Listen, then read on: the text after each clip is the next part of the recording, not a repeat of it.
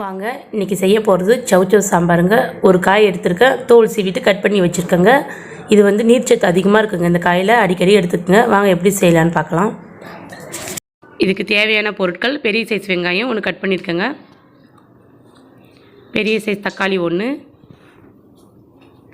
பச்சை மிளகா 4, பூண்டு பல் ஒரு 6, துவரம்பருப்பு 1 கப், ரேஷன் துவரம்பருப்பு எடுத்துருக்கேங்க, சுத்தம் பண்ணி வச்சுக்கோங்க. பருப்பை நல்லா கழுவி எடுத்துக்கிட்டேங்க. இப்போ அடுப்பை பற்ற வச்சுக்கலாம். மஞ்சள் தூள் ஒரு 1/4 ஸ்பூன் சேர்த்துக்கிறேங்க,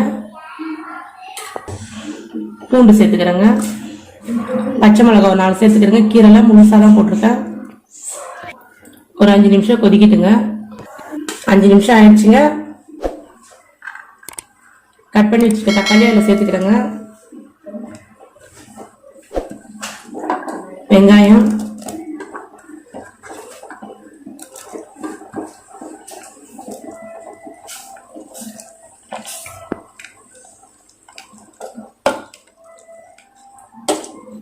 கட் பண்ணி வச்சிருக்க காயை அதில் சேர்த்துக்கிறேங்க.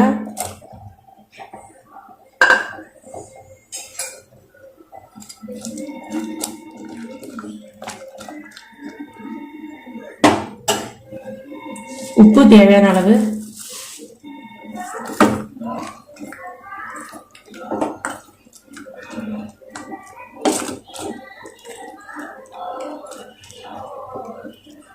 காய் நல்லா வேகட்டுங்க. அதுக்குள்ளே பருப்பு ஒன்றா சேர்ந்து வெந்துருங்க. மூடி வைப்போங்க கொஞ்ச நேரம். காய் நல்லா வேகட்டுங்க. அதுக்குள்ளே நாம் இந்த அளவுக்கு சைஸ் புளி எடுத்து வச்சுருக்கோங்க, இதை கரைச்சி எடுத்துக்கலாம். பருப்பு நல்லா வெந்துருச்சுங்க, காய் நல்லா வெந்திருக்கு. இப்போ 1 ஸ்பூன் வீட்டு மிளகாய்த்தூள் போட்டுக்கிறேங்க. தனி மிளகாய்த்தூள் ஒரு 1/4 ஸ்பூன் எடுத்துக்கோங்க.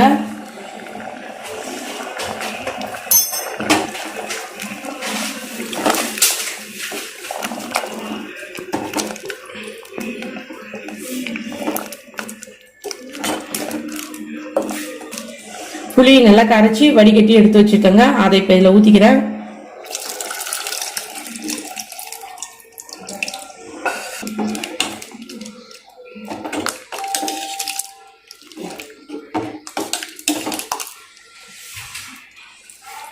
ஒரு கப் தண்ணி ஊற்றிக்கிறேங்க.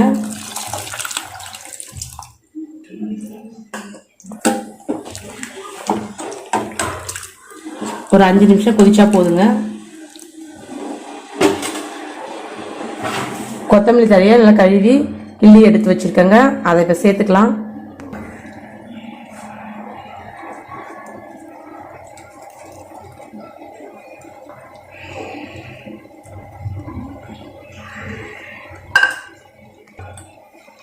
சாம்பார் கொதிக்கும் போதே கொத்தமல்லி தழையை போட்டு கொதிக்க வச்சிங்கன்னா நல்லா வாசனையாக இருக்குங்க.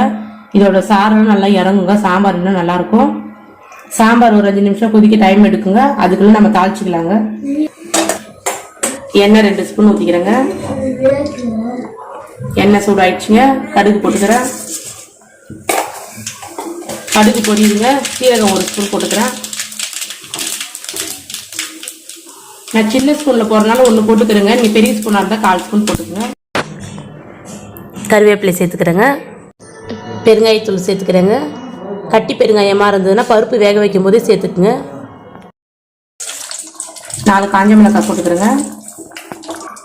வெங்காயம் கொஞ்சம் சேர்த்துக்கிறேன் தாளிக்கிறதுக்கு.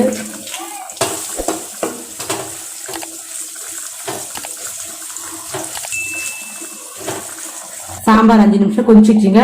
அடுப்பு ஆஃப் பண்ணிக்கிறேன். தாளிச்சு வச்சுருக்கிறது இதில் சேர்த்துப்போங்க. இப்போ